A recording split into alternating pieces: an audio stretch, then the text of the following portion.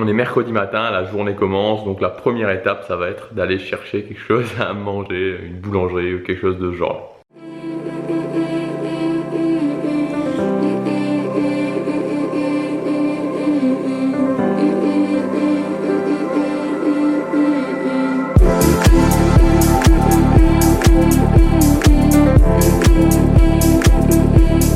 J'ai trouvé pour manger, j'ai trouvé d'ailleurs pas très loin un supermarché bio pas très loin de chez moi.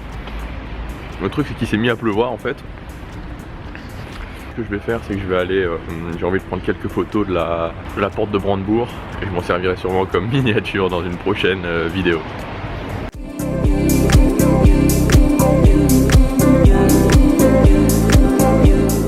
Ce qui est sympa ici c'est que les rues sont tellement grandes, il y a tellement de place que même quand vous êtes à 500 mètres d'un lieu touristique, je peux me filmer ici sans que personne me voit en fait.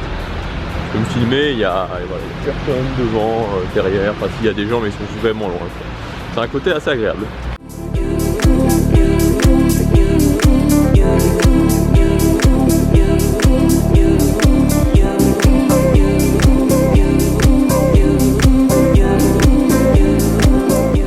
J'ai trouvé un coin tranquille, super agréable. C'est une sorte de Central Park, à version berlinoise. Alors c'est marrant parce que juste là il y a la porte de Brandebourg et juste là il y a la Potsdamer Platz, ceux qui connaissent Berlin, qui est un lieu assez, enfin là où il y a vraiment du monde. Et là il y a le monument juste derrière moi, je pense qu'on peut le voir.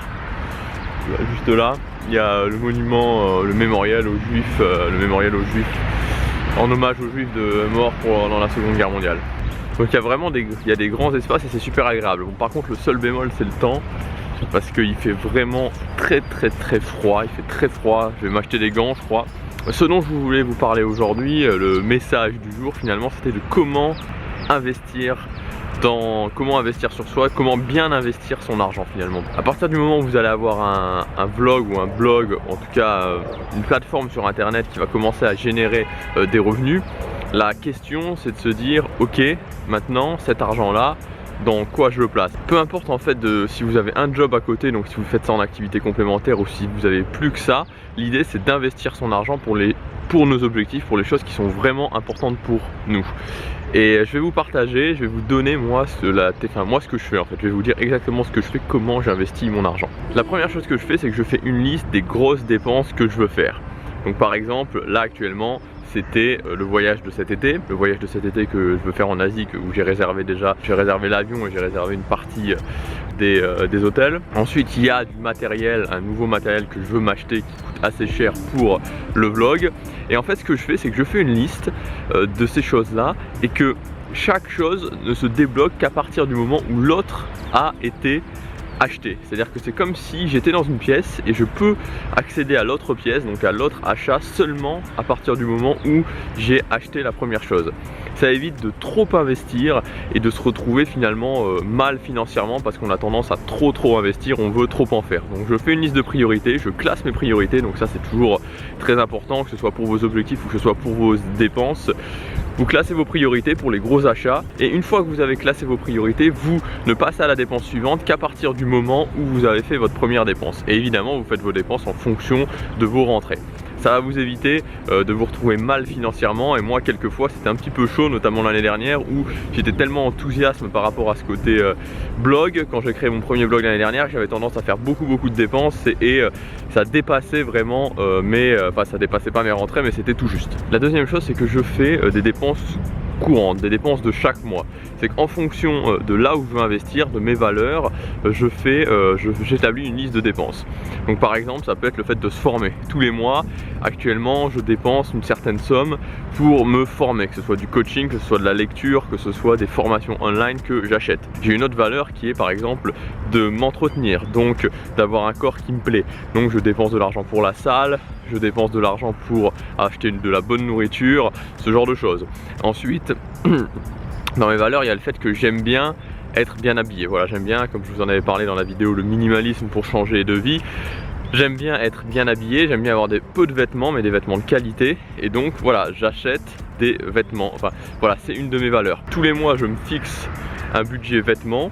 Et voilà, j'achète une pièce si la pièce rentre dans ce budget, ou alors ça peut être tous les 3 mois si C'est une pièce qui est un petit peu plus chère comme un manteau d'hiver. Mais voilà, je le fais parce que je sais que si je le fais pas, si je laisse ça traîner, si je me dis non je vais pas faire ça et je vais reverser cette dépense là dans quelque chose d'autre, au bout d'un moment ça va m'énerver, au bout d'un moment je vais péter un plomb et je vais dépenser beaucoup plus d'un coup. Donc j'aime bien que tout ce qui correspond à mes valeurs soit sous contrôle quelque part, soit pris dans des dépenses mensuelles, donc dans des dépenses régulières, et pas de le laisser traîner, parce que si vous le laissez traîner, enfin si je le laisse traîner en tout cas, je sais qu'au bout d'un moment je vais dépenser plus parce que je sens que cette valeur n'est pas suffisamment prise en charge. Donc si je résume, parce que je sais pas si j'ai été 100% clair, la première chose que je fais, c'est que je définis mes valeurs importantes et que chaque mois j'établis un budget en fonction de mes rentrées pour ces valeurs importantes. Par exemple, comme je vous disais, c'était le fait de s'entretenir, donc la musculation, ça peut être des suppléments, ça peut être la nourriture, le fait de me former, le fait d'acheter des vêtements. Et ensuite, je fais aussi parallèlement à ça une liste de gros achats que je veux faire, et l'argent qui me reste, je le reverse sur cette liste de gros achats, et dans cette liste, je fais les achats un par un, c'est-à-dire que pour débloquer le deuxième achat, il faut que j'ai fait le premier achat, etc. Actuellement, c'est la technique que j'utilise qui me permet à la fois d'avoir mes valeurs sous contrôle, c'est-à-dire de ne pas me sentir mal à certains moments parce que je laisse de côté une de mes valeurs, je laisse de côté une de mes envies, et d'un autre côté aussi de pouvoir faire des dépenses et de faire des investissements pour mon blog, pour mon vlog, pour mon business en ligne.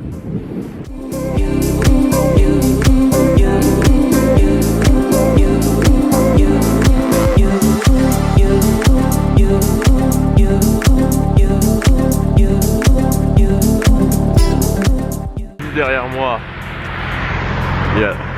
j'arrive à la cadrer, hop là, il y a la porte de Brandebourg. Et ce qui est génial, c'est que en fait je suis au milieu d'une super grosse avenue. Je vais vous montrer.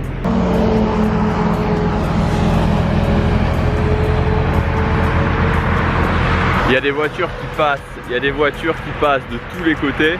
Et en fait j'ai vu ça une fois dans une série allemande qui passait en France, je sais plus le nom. Quand j'ai vu ça dans une série, ils étaient en train de courir là-dessus. Et je me suis dit quand je reviendrai à Berlin, faut que je me fasse ce plan là, de marcher, de me filmer au milieu avec les voitures qui passent à droite à gauche et derrière la porte de Brandebourg. Voilà, bon, c'était juste pour le fait de pouvoir réaliser ce plan qui me tentait bien. Le truc avec Berlin, c'est qu'on peut pas dire que ce soit une ville qui soit super belle honnêtement, mais c'est vraiment extrêmement riche en termes d'histoire. Donc forcément la ville a été quasiment entièrement détruite pendant la Seconde Guerre mondiale, mais c'est vraiment super riche. Il y a plein, enfin je regarde partout et il y a vraiment plein de choses historiques dans tous les coins.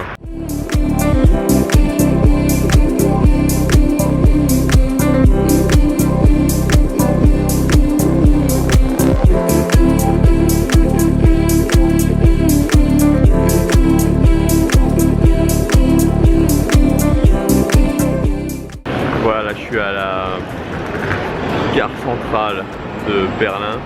C'est la plus grande gare d'Europe. Juste à folie, il y a des trains partout en fait. Il y a des voies là, je sais pas si on voit, des voies au-dessus. C'est énorme. Je vais rentrer là parce qu'il fait un froid de malade. Au loin là derrière moi, je sais pas si on voit, on pourrait presque voir. Il fait beau.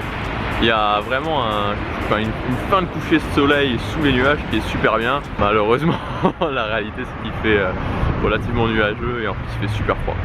Mais voilà, je me suis bien amusé aujourd'hui, c'était quand même vachement sympa et là je vais rentrer faire le montage de la vidéo d'hier.